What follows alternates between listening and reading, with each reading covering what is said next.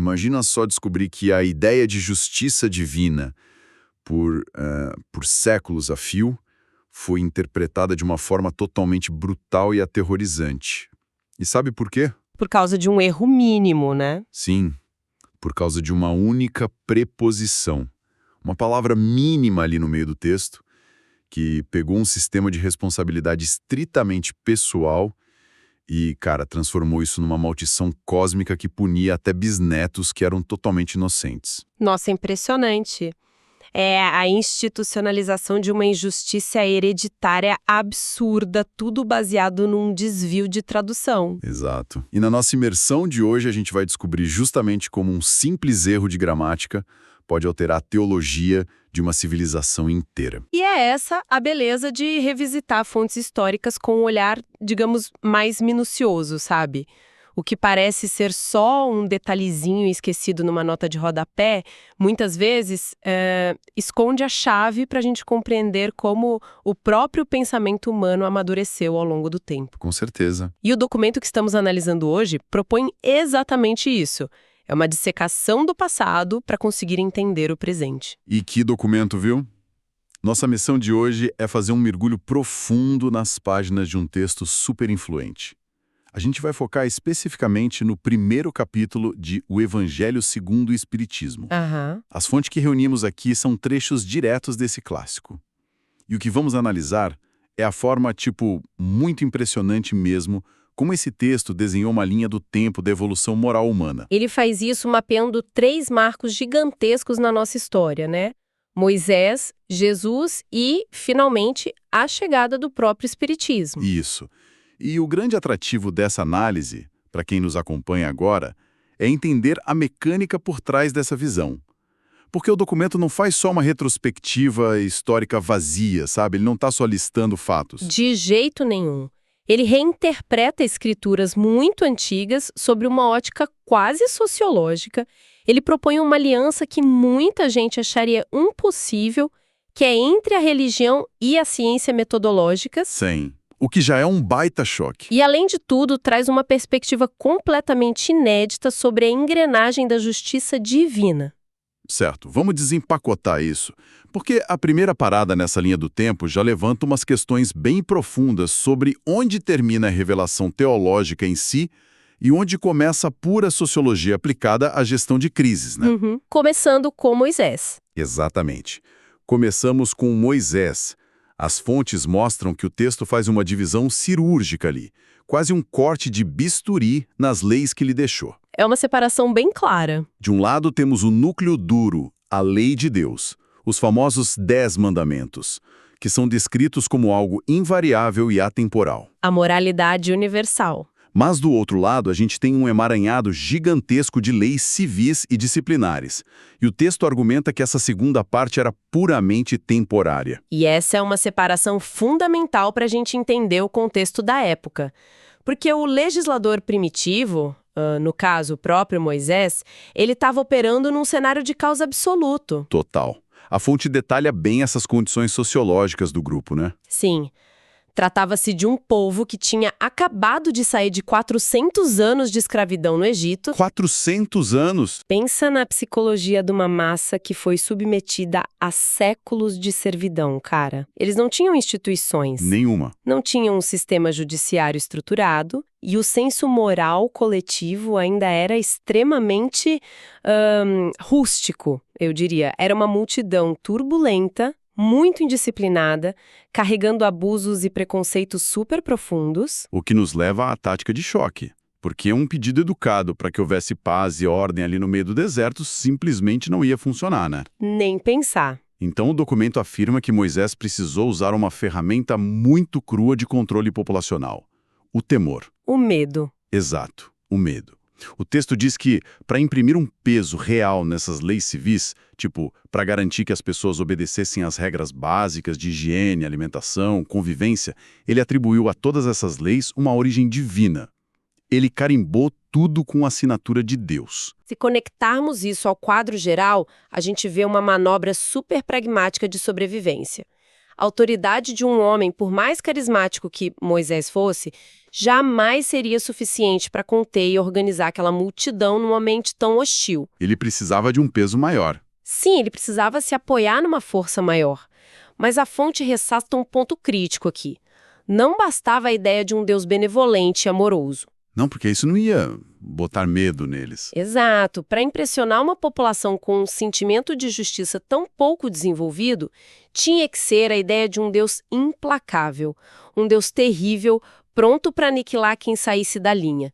O medo da fúria divina era tipo o único freio social que ele tinha disponível. Caramba, e a prova de que essas leis cíveis e violentas não eram de fato um decreto divino e imutável, está numa contradição bem óbvia dentro do próprio texto bíblico, de acordo com a nossa fonte. Aquela questão do assassinato, né? Essa mesma. Nós temos um mandamento fundamental que diz expressamente: não mates. No entanto, as leis civis redigidas por Moisés frequentemente exigiam o extermínio físico de opositores ou de quem transgredia as regras. É um paradoxo enorme. A fonte usa a lógica básica aqui. Aquele que ditou o mandamento sagrado para preservar a vida não poderia, logo em seguida, contradizer a si mesmo, transformando o assassinato num dever religioso e civil. Não faz sentido. E essa análise textual acaba resolvendo um conflito milenar, ao separar a moralidade universal, que é aquela que transcende o tempo, das regras sociais e punitivas de uma época brutal.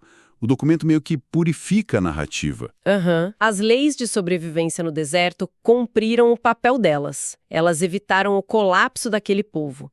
Mas elas carregavam uma data de validade. Eram, por sua própria natureza, transitórias. Não representavam a vontade final do universo. Pensando numa forma visual, para nossa audiência captar bem essa divisão, é como se a gente estivesse analisando os documentos internos de uma grande corporação centenária. Adoro essas analogias, manda. Os 10 mandamentos seriam os valores fundamentais da empresa. Sabe aquela placa de bronze bonita na parede da recepção que nunca muda? Integridade, respeito, essas coisas? Sim, é a essência da marca. Exato. Já as leis civis de Moisés seriam o equivalente a um manual de crise extremamente rígido, super punitivo e draconiano, redigido às pressas pelo RH, só para evitar que a organização falisse e se desintegrasse durante uma crise super violenta no mercado. Nossa, perfeito. O manual salva a empresa no curto prazo, mas ele não é a essência dela. Quando o mercado estabiliza, você precisa engavetar esse manual de crise. Caso contrário, o ambiente se torna tóxico e inóspito. Excelente paralelo.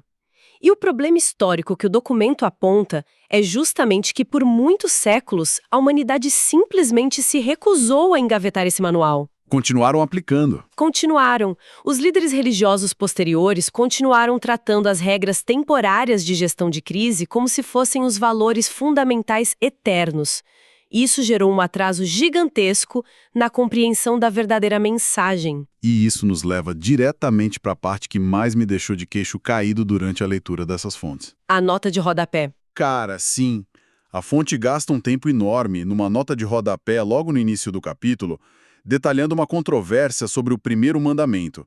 Tem a ver com aquela passagem famosa onde Deus fala sobre punir a iniquidade dos pais nos filhos. É um trecho bem pesado. Muito pesado. Eu confesso que fiquei fascinado com o debate teológico em torno disso, mas a questão da tradução é muito específica. Qual é exatamente a correção que a fonte está apontando aqui? Então, é um trabalho cirúrgico de filologia. A fonte nos mostra que as traduções tradicionais mais populares da Bíblia, como a católica de Figueiredo, a protestante de Almeida e as versões anglicanas, elas traduziram essa passagem de uma forma muito particular. Como assim? Nessas versões, o texto diz que Deus exerce misericórdia para quem o ama, mas que a punição pelas iniquidades vai até a terceira e quarta geração daqueles que o aborrecem. Espera, a palavra-chave aí é o até. Precisamente. E o documento não poupa palavras para criticar isso, viu? Argumenta que essa tradução, usando a palavra até, retrata uma justiça divina que seria, e eles usam esse termo, monstruosa. Não dá para discordar. Pensa nas implicações legais e morais disso. Se a punição vai até a quarta geração, significa que os filhos, os netos e os bisnetos, que sequer tinham nascido quando o erro original foi cometido, vão ter que sofrer. Vão pagar por pecados que não são deles. É a institucionalização de uma injustiça hereditária absurda. Mas a fonte contrasta essas versões tradicionais com outras traduções, certo? Eu notei que eles citam umas edições bem específicas para fundamentar um contra-argumento. Sim, eles citam a Bíblia brasileira, a antiga Vulgata Latina, e até trazem para o debate a tradução de Zamenhof. E, para quem nos escuta e talvez não conheça o nome, Zamenhof foi aquele sujeito que criou o idioma Esperanto, no final do século XIX. Exato, com o objetivo de ter a linguagem mais lógica do mundo. Sim, direta e sem ambiguidades. Então, se o texto dele é citado aqui, é porque a precisão gramatical era levada super a sério. E nessas outras traduções, o texto muda. A punição não vai até a terceira e quarta gerações. Ela ocorre na terceira e quarta gerações. Aqui é que a coisa fica realmente interessante. Como é possível que uma simples preposição, literalmente trocar a palavra até pela palavra na, faça uma diferença tão colossal? Parece pouca coisa, né? Nós estamos falando de uma alteração gramatical minúscula reescrevendo o código-fonte de toda uma teologia. O que muda estruturalmente na interpretação divina quando a punição acontece na terceira geração em vez de até ela. Bom, essa troca de preposição é o fio solto que desvenda o conceito de reencarnação, escondido ali no Antigo Testamento. Caramba! A mecânica funciona da seguinte forma: se a punição vai até a terceira geração, temos a herança do pecado. É o inocente pagando pelo culpado de forma linear. Mas se a punição ocorre especificamente na terceira e quarta gerações, o cenário muda radicalmente. A fonte explica que na primeira e segunda gerações, o espírito culpado não tem como reencarnar na mesma linha familiar. Por que não? Porque os filhos e netos diretos dele ainda estão vivos. Eles estão convivendo com ele ou acabaram de nascer logo após a morte dele. O tempo simplesmente não bate. Ah, a matemática não fecha. Então ele precisa de um intervalo temporal. Exatamente. Ele precisa desse gap. Somente um tempo depois, justamente na terceira ou quarta geração de descendentes, é que as condições de tempo e espaço permitem que aquele mesmo espírito retorne. O autor do erro original. Ele mesmo. Ele reencarna naquela mesma família para enfrentar o ambiente que ele próprio ajudou a criar. E assim, ele vai colher as consequências das suas próprias faltas. Ou seja, o culpado paga estritamente a própria dívida. Não é um tetraneto inocente sendo torturado por um erro do trisavô. É o próprio trisavô que voltou no corpo daquele tetraneto para consertar a bagunça que ele mesmo deixou para trás. Isso mesmo. A responsabilidade volta a ser 100% individual. O que harmoniza de forma brilhante a ideia de um Deus justo com aquele texto antigo e puerento. Sim, e o documento alega que os textos com a preposição até foram possivelmente truncados ao longo dos séculos. Foram ajustados por copistas ou teólogos que queriam, de certa forma, acomodar a Bíblia ao dogma restrito de uma vida única. Forçaram a barra na tradução para encaixar na narrativa deles. Exato. E ao recuperar o Nan, seja através da Vulgata ou da tradução metódica do Zamenhof, o ensinamento velado da reencarnação emerge muito naturalmente. Segundo eles, a única forma de justificar as provações humanas seculares sem ferir a lógica básica de causa e efeito. Faz todo sentido. Mas olha, se o Código Moral de Moisés, aquele nosso manual de crise corporativa, estava cheio de engrenagens ocultas como essa, que iam precisar de séculos para serem decifradas ou corrigidas, o que estava falhando na sociedade que exigiu um novo marco? Você diz, o que motivou a próxima fase? Isso. Se as leis de Moisés carregavam essa carga tão pesada, qual foi o papel da figura histórica seguinte na nossa linha do tempo em tentar consertar esse emaranhado? O que nos leva à segunda revelação focada no documento, Jesus. E a fonte é categórica ao afirmar que ele não veio para destruir a lei de Deus. Aqueles valores fundamentais invariáveis continuam lá. A placa de bronze na recepção ficou intacta. Ficou intacta. O que ele fez foi cumprir e desenvolver essa lei essencial, ao mesmo tempo em que atacava furiosamente aquele manual de crise que já tinha perdido a validade. Jesus basicamente olhou para aquele excesso de leis civis de Moisés, que eram repletas de punições severas e rituais externos mega minuciosos, e viu que o foco tinha se perdido completamente. Totalmente. A sociedade da época estava tão bitolada em cumprir o rito burocrático que tinha esquecido o núcleo moral. E a reação dele, que é muito bem descrita no texto, é um ato de simplificação radical. Ele pega aquele calhamaço de regras punitivas, joga fora e condensa tudo numa única prescrição direta: amar a Deus acima de todas as coisas e o próximo como a si mesmo. O que é fascinante aqui é a leitura que o documento faz sobre os limites dessa ação de Jesus. O texto argumenta que ele não era apenas um filósofo bacana pregando a bondade. Ele tinha uma agenda maior. Sim, ele tinha uma missão divina de revelar que a verdadeira vida não é a material, mas é espiritual. Mas aí tem um problema. Qual? A audiência dele não estava pronta para o conteúdo completo da mensagem. A fonte bate muito nessa tecla. A ideia de que Jesus falou a maior parte do tempo de forma implícita, usando alegorias, usando parábolas, tipo historinhas mesmo. O texto usa uma expressão muito visual. Diz que ele lançou germens de verdades. Sementes. Ele não entregou a árvore pronta. Ele só espalhou as sementes na terra. E o motivo detalhado para isso é que a humanidade naquele momento histórico específico não possuía a maturidade intelectual e mental para compreender a física e a ciência por trás daquelas afirmações espirituais.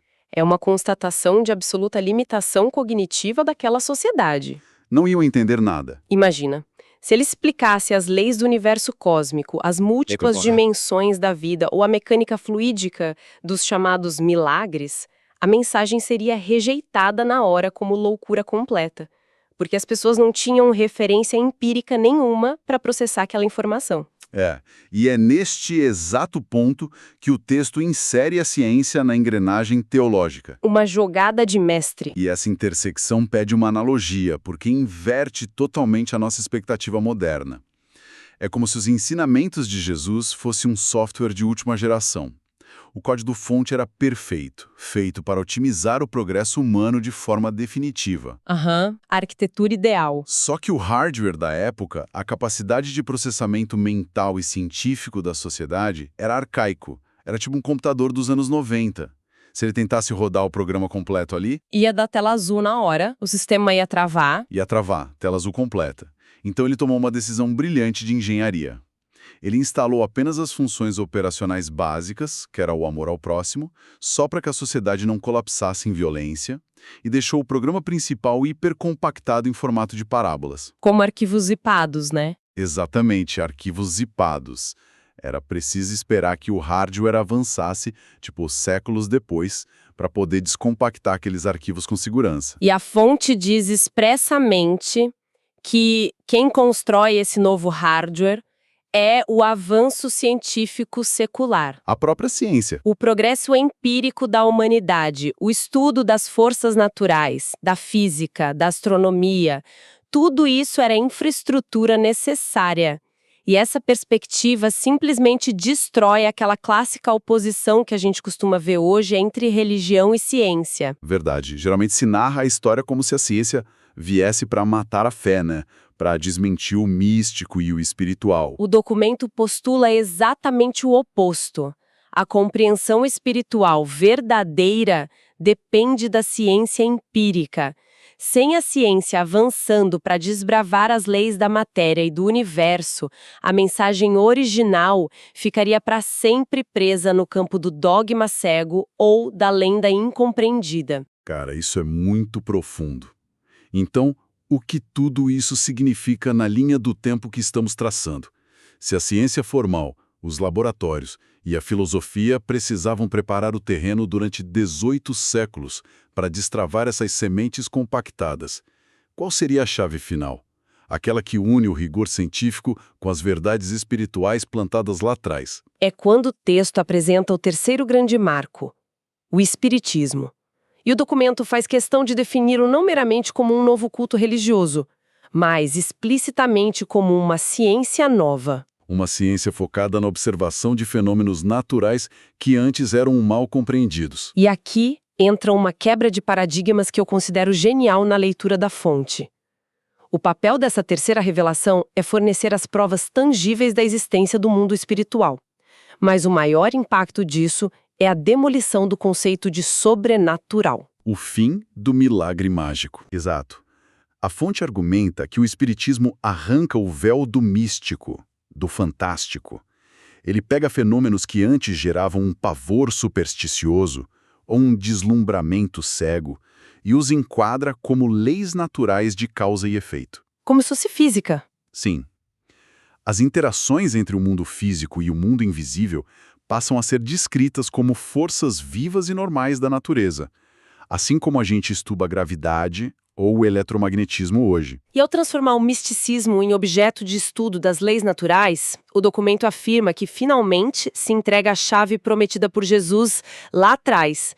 É tipo o programa descompactador que pega tudo aquilo que estava implícito nas parábolas e traduz de modo direto e inteligível, tirando a humanidade das sombras dessas falsas interpretações seculares. Mas, ouvindo toda essa progressão, a gente precisa parar e analisar uma mudança estrutural massiva aqui. Qual? Pensa bem, as duas revelações anteriores foram extremamente personificadas e centralizadas. Sim, figuras únicas. Primeiro a gente teve Moisés. Ele subiu o Monte Sinai, voltou com as tábuas da lei e ditou as regras com uma autoridade quase ditatorial. Depois tivemos Jesus, a figura central, máxima de todo o Ocidente, sintetizando tudo na sua própria pessoa e no seu sacrifício. O peso estava todo neles. Mas o Espiritismo, de acordo com o texto, rompe com esse formato de escolhido único. Exato, ele opera sob uma lógica fundamentalmente distinta. A fonte deixa bem claro que a terceira revelação não tem uma figura central humana, não tem um profeta messiânico único para personificá-la. Então, o que tudo isso significa? O documento descreve que essa nova ciência é fruto do ensino de inumeráveis espíritos. Eles chamam de vozes do céu, que estariam espalhados simultaneamente por todos os cantos da Terra. O texto chama isso de um ser coletivo de luzes. O esforço em rede. Mas aí entra a minha dúvida operacional profunda. Como um modelo de revelação sem rosto funciona na prática? Se a gente passa de líderes gigantescos para um sistema de comunicação descentralizada, onde milhares de médiuns e pesquisadores ao redor do mundo começam a coletar dados, isso não é a receita pronta para o caos? Parece, né? Qual é a vantagem real de pulverizar a informação em vez de centralizar numa voz só, de confiança? A vantagem é justamente a criação de um sistema de validação muito semelhante à revisão por pares que sustenta a ciência moderna. Revisão por pares? Como assim? A lógica intrínseca do texto é que um líder humano único concentra um risco enorme de falha, de corrupção do ego ou de dar origem a mais uma seita personalista. Ao pulverizar o ensino através de milhares de intermediários de forma simultaneamente, pessoas que não se conheciam em diferentes países e culturas, a mensagem ganha uma autoridade baseada no consenso. Ah, entendi. A fonte descreve isso como a universalidade do ensino. Pensa assim, se múltiplos pontos de observação independentes no globo relatam exatamente o mesmo princípio sobre a mecânica do mundo espiritual, a verdade deixa de depender do carisma de um homem só. Faz todo sentido. Ela passa a depender da replicação e da concordância lógica dos dados coletados, moldando-se como uma autêntica ciência colaborativa global. E é fascinante como isso amarra perfeitamente toda a jornada histórica que a gente explorou hoje. Saímos de um ponto inicial onde a lei era imposta pelo medo, com regras civis rígidas de gestão de crise sob Moisés. O manual de crise. Avançamos para o plantio de sementes morais criptografadas por Jesus, focadas no amor, mas muito limitadas pela ignorância do hardware humano da época. Os arquivos zipados. Isso, até chegarmos a uma etapa onde o pensamento tenta se organizar como uma rede coletiva de pesquisa, descentralizada, tratando o além-túmulo como uma extensão lógica e natural do mundo físico, sem espaço para superstição infantil. Tudo isso ressalta o imenso poder do contexto e da evolução orgânica do nosso conhecimento, como aquele episódio da tradução da palavra até praná nos ensinou, né? A interpretação de conceitos profundos como justiça cósmica e responsabilidade humana muda drasticamente quando a gente melhora o nosso rigor linguístico e abandona visões limitadas do passado. Sem dúvida nenhuma. Fazer essa engenharia reversa das nossas próprias crenças para entender que a moralidade humana passou por atualizações de sistema operacional super rigorosas ajuda a gente a não olhar o passado com arrogância, sabe? Mas com curiosidade intelectual. Com certeza. Mas, antes de encerrarmos, a estrutura desse terceiro marco me deixou pensando muito no cenário atual de informações. O que você quer dizer? É um paralelo inevitável e serve como uma ótima reflexão final para quem está ouvindo a gente. O documento celebra com grande entusiasmo que a terceira revelação é um fluxo de dados coletivo e mundial. Ele é captado por uma vasta rede global de intermediários humanos. Certo. Mas, ao olharmos para qualquer sistema descentralizado moderno, como as redes em que a gente navega todos os dias na internet, o maior predador da verdade é o ruído. As fake news, as distorções... Exato. A provocação pragmática que fica para nossa audiência analisar é como um modelo aberto de captação de dados do mundo espiritual constrói e mantém o seu filtro de qualidade no longo prazo. Excelente pergunta. Como uma rede tão vasta se protege ativamente contra a desinformação ou contra a vaidade humana inserida nas mensagens, ou mesmo contra a simples poluição de dados num sistema que não tem uma liderança central inquestionável para dizer o que é certo ou errado. É um desafio gigante. É um desafio de validação de dados em rede que transcende muito o debate religioso. Exige que a gente pense criticamente sobre como nós mesmos validamos a verdade em ambientes de inteligência coletiva. Uma provocação excelente e incrivelmente atual sobre filtro e consenso para quem nos ouve levar para o resto do dia. Começamos a nossa jornada falando sobre escrituras que pareciam estáticas, sabe? Presas numa vitrine empoeirada. Mas, como a gente viu quando olhamos de perto e entendemos a sociologia, a tradução por trás delas, percebemos que o texto está muito vivo. Reagindo ao tempo. Exato, reagindo ao tempo e nos desafiando a encontrar a versão mais atualizada e lógica para compreendermos o universo. Agradecemos enormemente a companhia de todos no nosso mergulho